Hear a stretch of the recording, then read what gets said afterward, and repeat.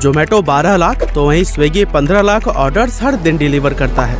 लेकिन इसके बावजूद 2021 में जोमेटो को 812 करोड़ रुपए और स्विगी को जोमेटो से भी 2 गुना यानी 1616 करोड़ रुपए का लॉस हुआ।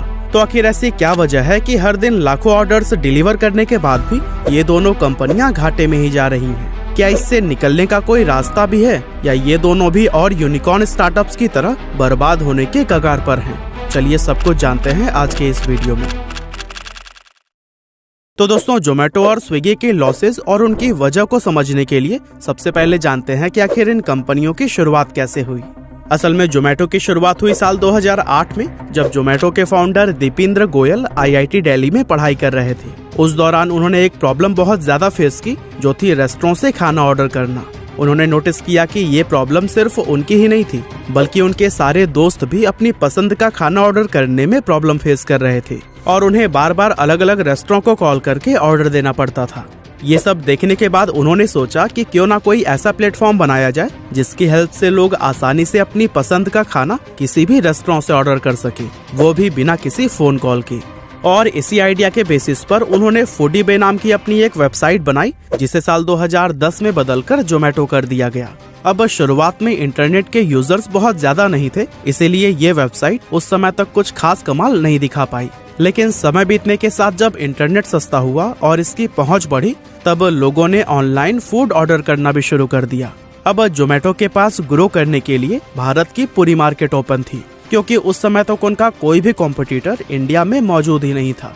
लेकिन जोमेटो के ये अच्छे दिन ज्यादा टाइम तक नहीं रहे, क्योंकि अगस्त 2014 में उनका सबसे बड़ा कॉम्पिटिटर स्विगी मार्केट में आ गया था।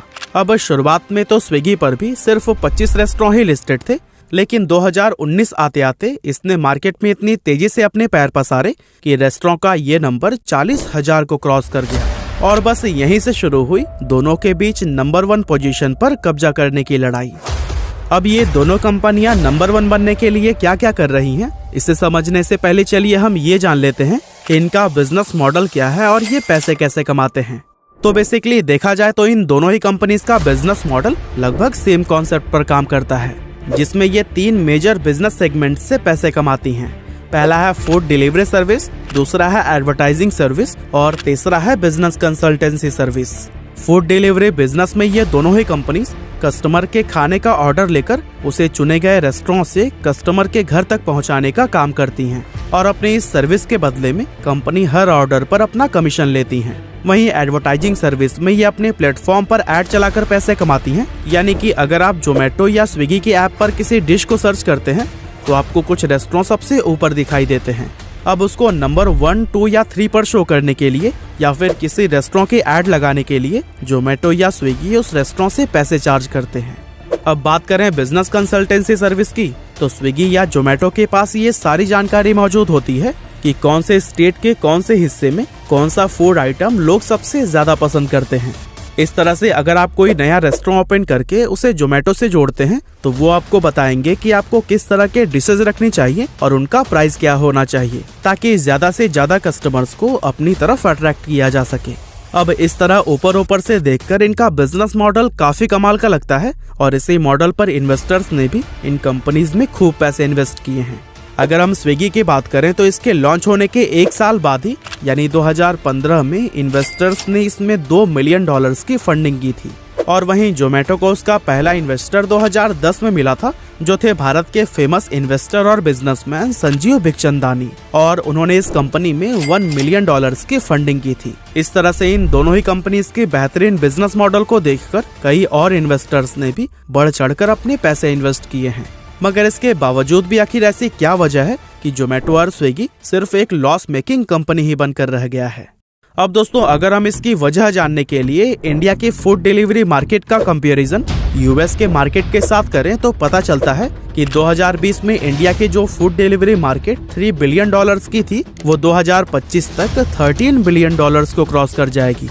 वहीं 2020 में यूएस की फूड डिलीवरी मार्केट $18.5 बिलियन की थी, जो कि आने वाले 4 सालों में बढ़कर $33.7 बिलियन तक पहुंच सकती है। यानी कि इंडिया की फूड डिलीवरी मार्केट भले ही यूएस से छोटी है, पर हमारा ग्रोथ रेट यूएस से काफी ज्यादा है।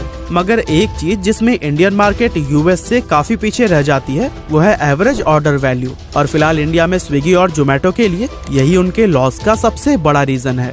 फॉर एग्जाम्पल यूएस में एवरेज ऑर्डर वैल्यू $30 के आसपास है, जिस पर कंपनीज 30% का मार्जिन कमाती हैं।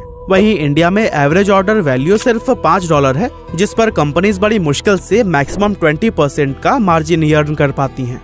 और इसी 20% में कंपनीज को सॉफ्टवेयर, राइडर्स और लॉजिस्टिक जैसे भी खर्चे निकालने पड़ते हैं, जिन्हें निकालने के बाद प्रॉफिट के नाम पर कंपनी के पास कुछ भी नहीं बचता, बल्कि उल्टा कंपनियों को भी खुद अपनी जेब से ही पैसे लगाने पड़ जाते हैं।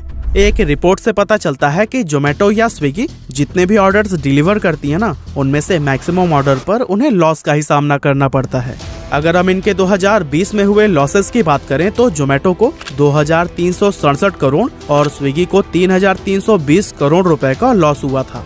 अब 2020 में हुए नुकसान के लिए हम ये एक्सक्यूज दे सकते हैं कि उस साल कोरोना तबाही मचाए हुए था और लोग बाहर का खाना कम्प्लीटली अवॉइड कर रहे थे, जिससे न सिर्फ रेस्टोरेंट को नुकसान हुआ बल्कि फूड डिलीवरी कंपनीज को भी बहुत बुरे दिन देखने पड़े। लेकिन 2021 में तो चीजें काफी बेहतर हो गई थी ना, फिर भी जोमेटो और स्विगी तो लॉस में ही रहे।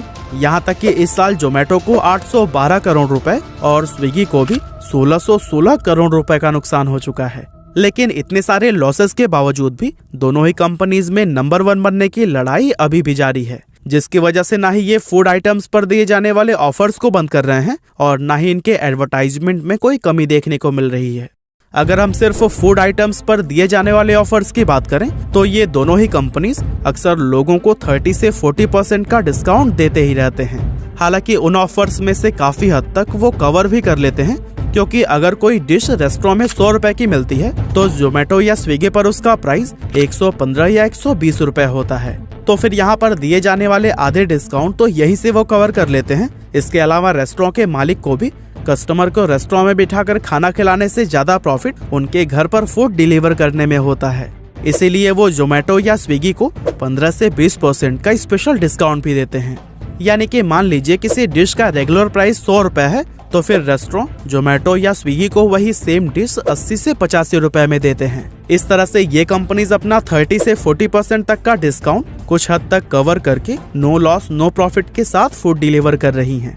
लेकिन लॉजिस्टिक, सॉफ्टवेयर और डिलीवरी पर्सन को दिए जाने वाले पैसे कंपनियों को अपनी जेब से ही देने पड़ते हैं, जिसकी वजह से ये दोनों ही कंपनियां कई सालों से घाटे का बिजनेस कर रही हैं।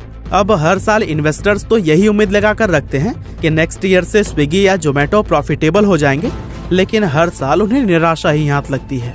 यहाँ तक कि अब तो खुद जोमेटो और स्विगी ने भी प्रॉफिट कमाने के लिए कोई दूसरा अल्टरनेटिव बिजनेस ढूंढना स्टार्ट कर दिया है और दोनों ही नए नए आइडियाज के साथ खुद को एक्सपेंड करने की कोशिश कर रहे हैं। फॉर एग्जाम्पल अभी हाल ही में स्विगी ने स्विगी जेनी नाम की एक नई सर्विस शुरू की है।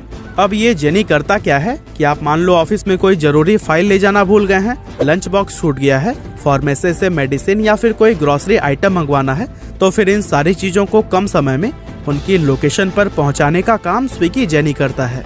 ये सर्विस अभी सिर्फ बेंगलुरु, मुंबई, चेन्नई, दिल्ली, हैदराबाद, कोलकाता और लखनऊ जैसे कई बड़े सिटीज में स्टार्ट की गई है, जहां से यूजर्स का काफी अच्छा फीडबैक भी देखने को मिल रहा है। इसके अलावा स्विगी ने स्विगी इंस्टामार्ट भी लॉन्च किया है, जिसके जरिए वो काफी कम समय में ग्रोसरी डिलीवर कर रहा है। और ऐसा माना जा रहा है कि अभी स्विगी अपना ज्यादातर इन्वेस्टमेंट इस इंस्टामार्ट को ही बढ़ाने में कर रहा है, क्योंकि आने वाले सालों में ऑनलाइन ग्रोसरी डिलीवरी का market size online food delivery के मार्केट साइज के मुकाबले कई गुना बड़ा होने का अंदाजा लगाया गया है।